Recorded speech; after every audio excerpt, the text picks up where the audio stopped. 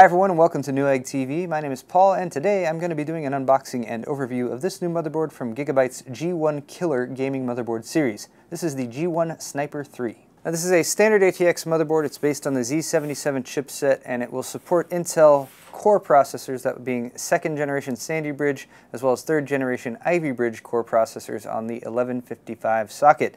Now that's kind of where it starts, and apart from that it gets a bit crazy. You might see lots of logos here and you might notice that Gigabyte has really shoehorned just a ton of features onto this motherboard. It being from the G1 Killer series, you have the flaming skull with the beret and the knife, which indicates that this is going to be really geared towards gaming performance, also just towards high-end GPU configurations. To that end, let's talk about some of these logos here. We have a Killer E2200 network interface card, game networking, so that's going to give you a specialized NIC as well as the specialized Killer software. You can use that to prioritize your data that's being uploaded and downloaded, and basically it's going to give you better ping in the games that you're playing by prioritizing the packets from the gaming and not, for instance, I don't know, the Windows updates that downloading in the background or something like that. You also get Virtue MVP support. Since you do have an integrated GPU in the majority of Intel's second and third generation processors, you can use Virtue MVP to switch back and forth between the iGPU and a discrete GPU that you can add on. That can give you access to some cool features, like for instance the processors feature quick sync technology, which does really well at video encoding, and you can't of course access that unless you're using the iGPU. Virtue MVP lets you switch over to that and still access that kind of function, so pretty cool feature there. You have Powered by Soundcore 3D. This is a full-on creative Soundcore 3D quad-core audio chip that's integrated onto the board. Also, you have support for these crazy Crossfire X and 4-way SLI configurations. I should just say 4-way Crossfire X, 4-way SLI support. So again, if you're going to be going with a really high-end GPU solution, well, there you have it. You also have Bluetooth 4.0 plus dual-band Wi-Fi card, 300 megabits per second, 802.11ab GNN support. Of course, that is an add-on card, so I'll be showing you a closer look at that when we get in the box. 3D power delivery, actually all digital power delivery on the motherboard for the CPU as well as the iGPU as well as the memory. 3D BIOS, so you get a graphical representation of your motherboard when you look in the BIOS, and that can help you navigate around, especially if you're new to navigating a Uefi or a BIOS. Let's just clarify, it should be called a Uefi. We still call it a BIOS because that's what it used to be called, and it helps us to remember. Okay, so 3D BIOS, of course, Intel second and third generation core processors, Z77 chipset on this motherboard. It is Windows 8 ready, and if you haven't used Windows 8, well, one of the really cool things if you get the Windows 8 ready motherboards is that your boot times can just be extremely fast, particularly if you're booting off of an SSD. Let's see, there's not really much on either side to speak of apart from stuff that's also listed here. So we got a lot more stuff to go over on the back. We have some more information about the Sniper that inspired this motherboard. We also have some more of the logos. This is a UD4 motherboard, so it features Gigabyte's ultra-durable construction for high temperature, humidity, electrostatic, and power failure protection. They're also using double the copper in the PCB. We also have some more details on some of the features, such as the Killer NIC. You actually have dual internet ports here, so one of them is going to be the Killer card. We also have SATA Vision 3 and the USB 3.0 with 3 times the power, so that's the 333 that Gigabyte also shows on a lot of their motherboards. You get a front panel, a couple USB 3.0 ports, that'll be among the accessories. Some more information right here about the Creative Soundcore 3D quad-core audio processor. So this is not only going to give you access to some audio features such as THX, Crystal Voice, but it's also going to offload the audio processing from your CPU over to the Creative Soundcore 3D processor. So that's actually going to give you a little bit less overhead on the CPU, and it could, for instance, give you a little bit of boost in the games that you're playing. Electromagnetic and power interference shielding. Some more information from over here on the right side. We have some specially designed heat pipes that I'm going to be giving you guys a closer look at. There's also a quick layout of the fans, or the case and CPU fans that are on the board. I'll also be pointing those out to you. Multi-GPU support, Pci Express Gen 3 compatible. Now here you should bear in mind if you do install an older Sli Bridge processor, such as a 2600K on this motherboard, which is perfectly fine, but just bear in mind Sli Bridge will give you Pci Express Gen 2 support. If you go with a newer Uefi Bridge processor, that will give you Pci Express Gen 3 support, so just Keep that in mind when you're choosing your processor. Some more info on the Lucid Virtue MVP right there. Onboard overclocking features as well as some beefy heat sinks on the power delivery for the CPU, so to make sure that those components stay cool when you're jumping into your overclocking. Some more information down here on the Bluetooth 4.0 plus Wi-Fi add-on card. There's a quick look at the 3D Uefi Bios, and that is, there's actually an updated version of the BIOS that looks a little bit cleaner than that, but it's kind of a quick idea of what you're looking at. Again, digital power delivery for the CPU, the Intel HD graphics and memory, as well as the power delivery components on the board. You do get an onboard SATA connector, which is kind of handy. You can drop in a tiny little SSD on the board. You also have smart response. That's one of the features of the Z77 chipset. You can combine a SSD with your mechanical hard drive to use the SSD for caching. It's going to give you much better performance for that hard drive. Let's see, what else we got here. AMD is 4-way Crossfire X. NVIDIA is 4-way SLI. DirectX 11 support, of course. And then finally, in the lower left right here, some more detailed specs. If you guys want to take a look at those, I'm going to move on to accessories.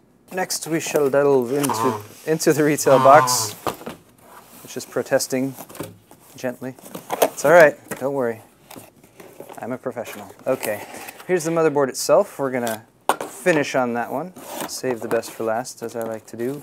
All right, here are some add-ons. So these are some decals here. Put on your case. Got the G1 Killer logo. Some bullets, some bullet holes. I would assume you should orient the bullets in direct correlation to where the bullet holes are. Otherwise, people might get mad at you. You also have a G1 Killer, the big skull with the beret and the knife in its mouth logo right there. So you can decorate your case. I would say particularly if you're going with a military theme. You also get a poster. There you go. Little poster there for target practice. Back of the poster again has the G1 Killer right there. Weaponize yourself. So you can put the poster up if you have a nice place for it. Oh, look at this. Sli Bridges. All right. Now I often get asked when I'm talking about SLI and Crossfire Bridges how you get them. And well, here it's pretty straightforward. I'm just trying to make sure there's no other ones in here. It's pretty straightforward here, actually. You get them with a motherboard that supports 3-way or 4-way SLI. For Crossfire X, you typically will get the Crossfire X bridges with a Crossfire X capable graphics card, actually. So that's been my experience, is that the SLI bridges come with the motherboards, the Crossfire bridges come with the graphics cards. However, here we have a GIGABYTE 4-way SLI adapter, and this has a rigid PCB, which I like if you're going with multiple GPUs, because it does provide actually a bit of extra support by kind of holding the cards in the proper distance from each other. So there's your 4-way. It's also got the NVIDIA SLI logo on it. Here's your 3-way adapter. Again, GIGABYTE logo, rigid PCB. There's a look at that one. And then we also have a pretty cool looking Crossfire Bridge. So even though I just said Crossfire Bridges usually come with the CPU, with the GPU, this one's coming with the motherboard. It's actually also really clean look, so nice black ribbon style cable, so it is flexible, so depending on the spacing of your 2-way Crossfire X configuration, you should be able to position the cards however you would most prefer. And that looks to be about it as far as those goes. Alright. Here is a input-output shield. Right there, got the G1 Killer logo on it. It is black, however you do have some labels on your inputs and outputs so you can tell which one is which. Here is the Wi-Fi component of the motherboard. Okay, this is what I was looking for earlier.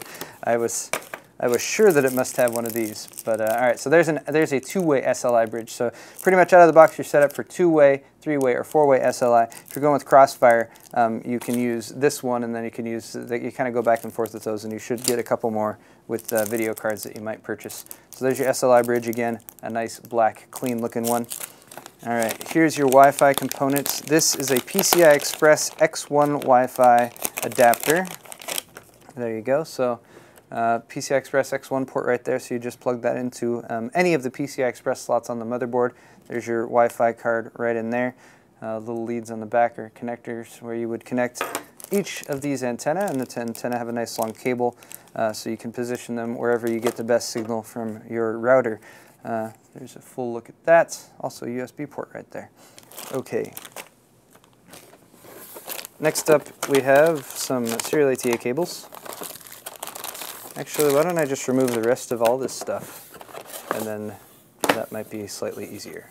Alright, so let's talk serial ATA cables right here. You have a total of 6 of these that are included. 3 of them are going to have straight plugs on both ends. 3 of them is going to have a straight plug on one end and a 90-degree angled plug on the other end. And they're all black. They all have the little metal clasps on them. They're all going to be SATA or Vision 1, 2, and 3 compatible, so don't worry if you have an SSD. You can plug it in with those. You'll still get your full bandwidth. Alright, here's a USB adapter cable, and I know what this is for. I showed you guys this one, right? Okay, so there's a little USB connector right there. You simply connect one end of this to that. You connect the other end of it to one of the USB 2.0 headers on the motherboard. Continuing with the accessories, we have a little external drive kit here. So basically you get this little adapter here, so you connect that on the back of your case in one of the slots that's available there by the PCI ports. And then you have a Molex plug here. You plug that into your power supply. A couple serial ATA cables. Plug those into the motherboard. And then at the back, you have 2 eSATA connectors right there, as well as the Molex plug. You use this adapter here. Molex plug plugs in right there. 2 serial ATA power leads, and you can plug in 2 separate external drives with that. And then finally, eSATA right here. And 2 of these cables allow you to plug into these 2 ports, and there you have a couple external drives set up and ready to go. All right, that's a little add-on kit. Here's an item that was mentioned in the retail box, or in the exterior of the retail box. This is a 3.5-inch drive bay adapter. So if you have an open 3.5-inch bay at the front of your computer case, there you go. You can simply install that right there. It will mount via the mounting holes on the side. It gives you a couple USB 3.0 ports on the front of your case, which I will say are incredibly handy to have available. And then simply route this over, and you got a 20-pin USB 3.0 motherboard connector. Plug that into the motherboard, and you're set and good to go. Here's also some little screws for mounting this into your case. All right, finally, we have some documentation here. Let's start with this one. This is a little installation guide for that wireless card. Aha, see, I was right. That USB cable is for that. And FCC compatibility. There's a quick look at that. We also have a multilingual installation guidebook. This is the European version. We also have, of course, the full guidebook and user's manual in English. You get a GIGABYTE case badge right there. And then in here, ooh, 2 discs. Okay. One is for the Wi-Fi and Bluetooth series. This is going to be your drivers. This is also going to be your driver and utility disc for the motherboard proper. And bear in mind, guys, I would guess that for all of this software and utilities and drivers on all these disks, there's going to be updated versions available from the GIGABYTE website, so I recommend downloading from there. However, particularly with a network card, you want to make sure to keep this on hand, because installing just the network driver from here will let you connect to the internet and then download all of the updated stuff. Here's the user's manual, and I just wanted to kind of flip through a few pages of this right quick. There's a layout of the motherboard, for example. Here's a block diagram, which I really like, because you can tell what's connected where, what's connected to the CPU, what's running off of the Z77 chipset. And here is where we can confirm actually how they get all those PCI Express lanes, because a Uefi Bridge processor, for example, only has 16 native PCI Express Gen 3 lanes. So they're using a splitter, a PEX 8747 chip right there. It's a switch, and that's going to basically give you a bunch of additional PCI Express lanes, give you 2 full X16 PCI Express slots and 2 X8 PCI Express slots, and that is how we get the 4-way Crossfire X or SLI magic.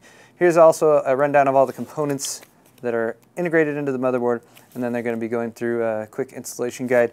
If you're interested, you can also check out our How to Build a Computer series. Let's take a look at the motherboard now. And here's a close-up look at the G1.Sniper 3. And right here I need to make a quick correction, because I realized as soon as I took this out of the box, this is actually an XL-ATX motherboard.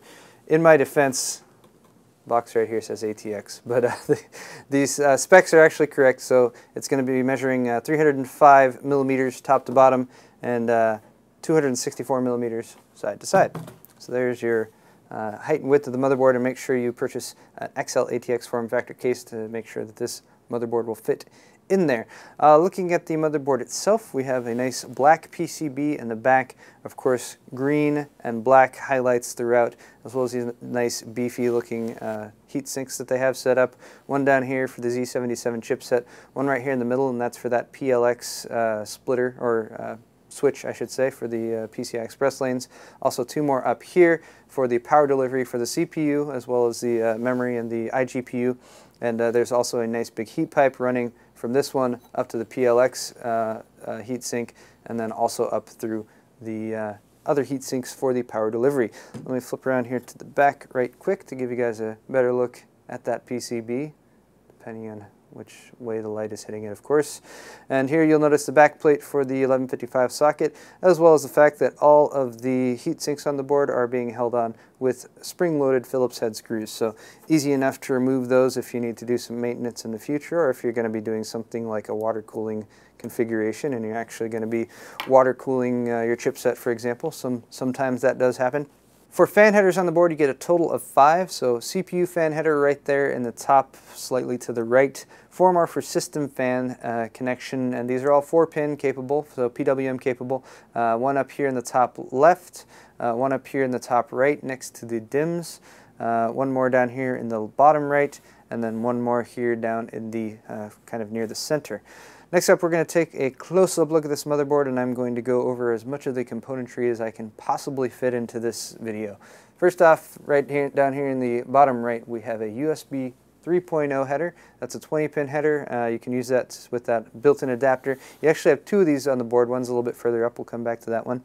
Also, moving over to the left, there's the fan header I already pointed out.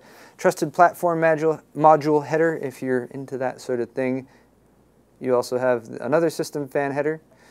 You also have your front panel connectors right here via this recessed pinouts right there. There's a little chart underneath that will point out to you what is what. Here are some USB 2.0 connectors. The red one here is an always-on USB 2.0 port, so that's a handy one to route up to your front panel USB if you have that available on your case, because even while the system is off, you can plug that in to charge a smartphone or a tablet, for instance. There's your second USB 2.0 header, 2 1394 FireWire headers right there, as you can see. Make sure you don't mix those up with the USB headers. Over here on the left, we have front panel audio, and then this is, of course, being controlled by that Soundcore 3D chipset. So here we can see some of the sound componentry on the motherboard, and as you can see, they provided a bit of shielding, this little metal piece that is protecting some of that components from the other components on the board. Again, that's just to provide you with a cleaner sound experience as you're using your motherboard. Next up, let's talk about PCI Express slots, because one of the main features of this motherboard is going to be your connectivity here. You can do, of course, up to quad, well, you could, of course, do quad Crossfire X, quad SLI if you're going with dual GPU cards. 3-way, 2-way, 3-way, or 4-way is one of the main features here. So you got X16 up here, X8, X16, and X8 again for your full-length PCI Express slots. If you're going with a 2-card configuration, you should use the top slot here and the third green slot right here, and then of course 3-way or 4-way. Just go ahead and fill those in. You get a couple X1 PCI Express slots in between there, so depending on your card configuration, of course, you may or may not have access to those. You get a legacy PCI slot here, so if you have an older PCI device, you can plug it in right there. And then, of course, you're provided extra bandwidth from all of these by way of that PLX chip right up there, helping to communicate between all these and the CPU. Moving over to the right, we have this Gigabyte logoed heatsink, and there's a closer look at it. You can see the G1 killer dude on there right there, chomping down on his knife, as well as the Gigabyte logo with the green highlight. Moving over to the right of that, we have some items that are controlled by the Z77 chipset. I've left this sticker on to point out for you. You get an SATA slot right there, so if you're not familiar with those, you can get tiny little 1.8-inch SSDs that fit into an SATA slot. It's a great way, for example, to set up your operating system and make it a little bit more portable, for example, or you can set it up for SSD caching, smart response technology, and that sort of thing. Bear in mind that's going to take place of SATA port 5, so one of these 2 ports is going to be disabled if you use the SATA, and that is running on SATA Rev 2. So again, if you're going to be going with an SSD, bear in mind if you have a SATA Rev 3 SSD or an SATA SSD, you might have a bit of a bandwidth limitation right there, but you're still going to get that SSD response time so it is still a very nice add-on to have. Speaking again of the Z77 chipset, we have 6 serial ATA connectors right there. The white ones here are SATA revision 3, 6 gigabits per second. Black ones here are all SATA revision 2, 3 gigabits per second. Since these are all controlled by the same PCH in the Z77 chipset, you do have some RAID functionality available. They can support RAID 0, 1, 5, and 10. And then we also have a couple more gray ports right over here. These are actually controlled by an add-on Marvell controller, or 2 add-on Marvell controllers. And that's going to give you 4 more SATA revision 3, 6 gigabit per second device support. And these are also compatible, or these will also support RAID 0 and RAID 1 configurations. Oh wait, while I'm on the side of the board here, I should also point out this little serial ATA power lead. You will only need to plug this in if you're going to be going with a multi-GPU configuration. So if you're going with a single card, don't worry about this connector, but it will provide some extra juice to your PCI devices. So if you're going with 2-way or above, I'd recommend plugging in a lead from your power supply to that. Right here we have an additional USB 3.0 front panel connector, so 20 pin right there. 24 pin main motherboard power connector next to it. Moving up the side of the board, we have a debug LED, which is really handy for getting your system up and running, especially if you're having any problems with boot. That system fan header I already pointed out to you guys. Surface mounted power buttons, so if you do an outside the box build, very handy to have that. Reset button, the blue one right above that, and then the black button here is a clear CMOS button, so you can use that to reset your UEFI to factory defaults. Next to that, we have our DDR3 DIMM slots. 1, 2, 3, 4 of them. They're dual channel capable, so I recommend purchasing your memory in matched pairs to take advantage of the dual channel functionality. It's recommended to have 1.5 volt DDR3 DIMMs. Can support up to 32 gigabytes of memory, so that's up to 8 gigs per DIMM slot. So if you have 8 gig DIMMs, you can do up to 32 total. Overclock speeds supported up to 1600. Bear in mind that's somewhat dependent on the memory controller in your CPU, but you do also have Intel's XMP memory support, so you can easily plug in your memory profile to get your memory running at its rated speed. The 1155 socket is right here. Again, that's compatible with 2nd or 3rd generation Intel Core processors. You'll get Gen 2 support with the Sli Bridge. You'll get Gen 3 support with an Ivy Bridge.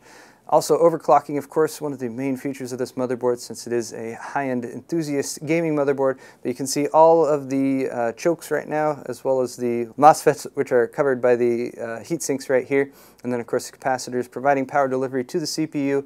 And that's going to keep those nice and chilly to provide more stable and higher overclocks. Finally, a 8-pin supplemental CPU power connector right up there for your ATX 12 volt. Make sure you connect that from your power supply to provide enough power to the CPU. And closing out here, we have our inputs and outputs. Combo port right here for PS2 for mouse or keyboard. Look at all the USB 3.0 that's been added on here. A couple of these, I believe these 2 here are controlled by the Z77 chipset. We also have some VIA add-on USB chips on the board controlling some more of those. You have your DVI, VGA, DisplayPort, as well as HDMI connectors there. Those are going to be for the iGPU in your processor. That is, if you happen to purchase a processor with an iGPU, which is most of them, but there are a few that don't, so bear that in mind. Moving on to the right here, 4 more USB 3.0 ports. Here are your 2 NICs. Again, you get one that's controlled by the Qualcomm Atheros Killer E2201 LAN chip, and then you get a second, which is actually an Intel Gigabit LAN chip. So both really high quality NICs right there. Finally, you have an optical Toslink audio output right there, and finally your analog audio connectors, and again that's for your creative Sound Blaster Recon 3D sound. And that is going to wrap it up for this video, guys. Once again, this has been the GIGABYTE G1.Sniper 3 motherboard featuring the Z77 chipset as well as the 1155 socket for Intel 2nd or 3rd generation Core processors. I'm Paul with Newegg TV, and if you enjoyed today's video, you can find more on our Newegg YouTube channel. Thanks a lot for watching, and we'll see you next time.